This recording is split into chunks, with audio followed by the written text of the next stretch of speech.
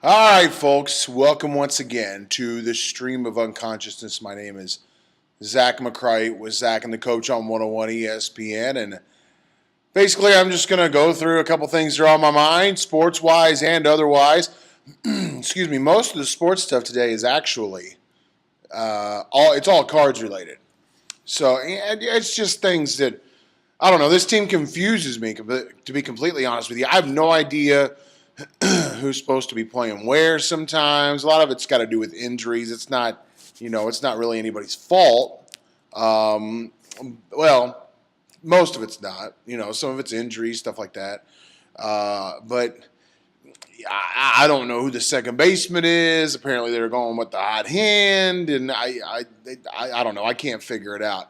But anyway, I'll get to that. I'll get back to that in just a second. But you know how I like to mix it up in the stream and not go all sports. So let me do a couple. Let me start off with one thing. That first off, I have been looking for a good snack, something that's not as fattening as things that have given me that right there. You see that? You know what I mean there, right? So somebody turned me on to almonds, and I've come to the realization now. Here's some right here. I had them in a bag. I've come to the realization this stuff right here in the nut family. I'm going to say almonds are pocket aces. Now I will get a lot of brushback on this. That's okay. Almonds pocket ace. I am all in with my pocket ace almonds. Now, I'll say if Old Faithful is the peanut, the regular peanut. Obviously, you get a lot of that at the ballpark. You can never go wrong with a peanut. I would say peanut would probably be the ace king at the table. Ace king offsuit. Usually very reliable. Usually. The wild card, I'd say cashews. I like cashews. Cashews is probably like pocket tens. Like you're not quite sure. It's nice. It's good. It's pretty good, but not always the best. So anyway, I just gave you my rankings of nuts right here on the stream. All right, with the Cardinals, the lineup shuffling is crazy. Of course, Beltran last night out, got some knee pain that's being frustrated with now with a foot on top of it. I don't mind it, but eventually some key guys are going to have to be the mainstays in this lineup, and I'm curious to see if injury will weed those mainstays in there, or if Matheny's just going to have to come to the realization that some of these veterans are going to have to sit the bench. There's a part of me that thinks, and unless I hear differently from him, I'm going to assume that he's fair or unfair. Looks like he's trying to cater to some of these players. David Freese makes it in the lineup the other day.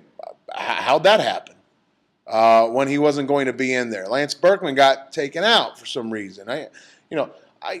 So people will say, "You're looking too far into this." Maybe so, but you just see a whole lot of shuffling. I mean, I don't know. The light's just going off in my head, and maybe it's supposed to be unfounded. Maybe all this stuff in my head's unfounded, but we'll see. Let me stick with the Cards for another thing here. I talked to my boy Chris Duncan on the phone today after his show was over, or should I say last night. By the time you all watch this, it will have been yesterday when I talked to Chris Duncan. And we got on the topic, and I think he actually made it a topic when he did a radio hit with Stoley and Rammer last night. What will happen, assuming no injuries to starters, what will happen when Chris Carpenter comes back into the lineup? My immediate thought, I'll stop with my immediate thought. Duncan said, hey, why not go 6-man rotation?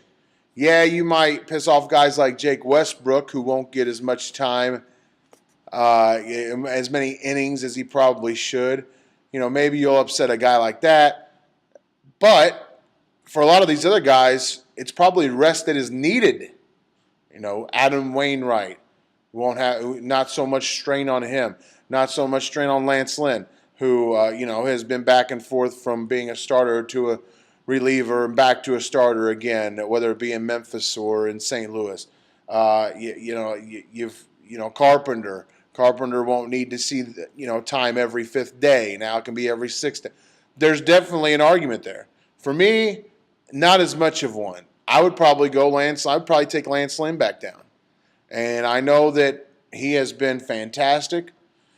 You can't argue it, but I don't know. I go back to Kyle McClellan last year. We saw how that turned out. You just had too many innings in him. Now some will say, well, Lynn's different. Lynn was a starter. Lynn has been a starter. That's true. That's true. But I'll go to this way. In 2010 in Memphis, Lance Lynn 164 innings. Now 2011, last year, he split time between St. Louis and Memphis. His number of innings went down all the way to 109. This season, he is on pace for almost 200 innings.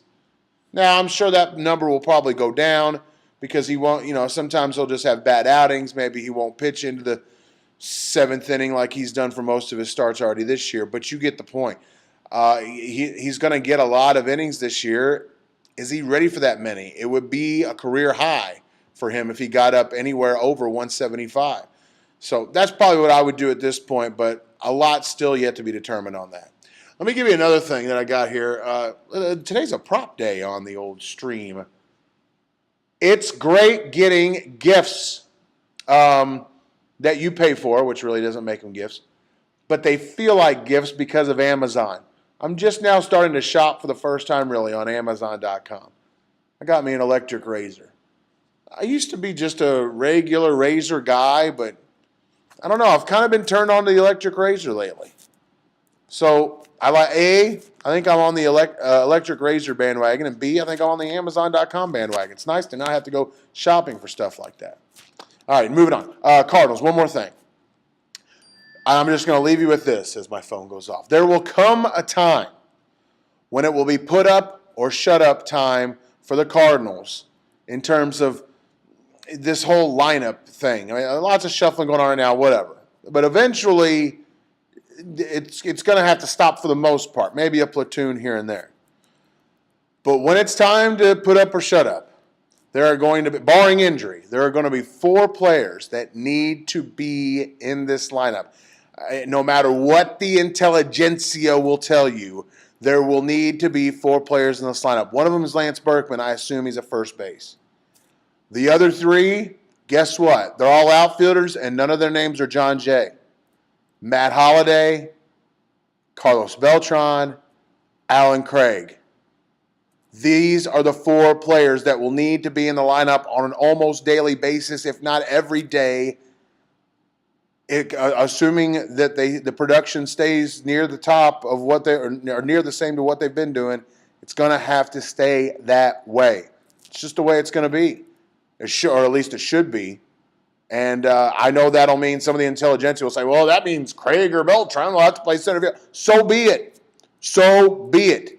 Those are the 3 best offensive options in the outfield for your St. Louis Cardinals. Alan Craig is starting to prove that he is not a 4th outfielder for any team, including the St. Louis Cardinals. He's not. Too much power, too much hit for average as well. He's got it all. He's got to be in the lineup, as is Beltran, as is Holliday. That's the way it's got to be. That's just me. The intelligentsia will probably tell you something different, but what do I know, right? Zach McCright, Stream of Unconsciousness, signing off. We'll see you.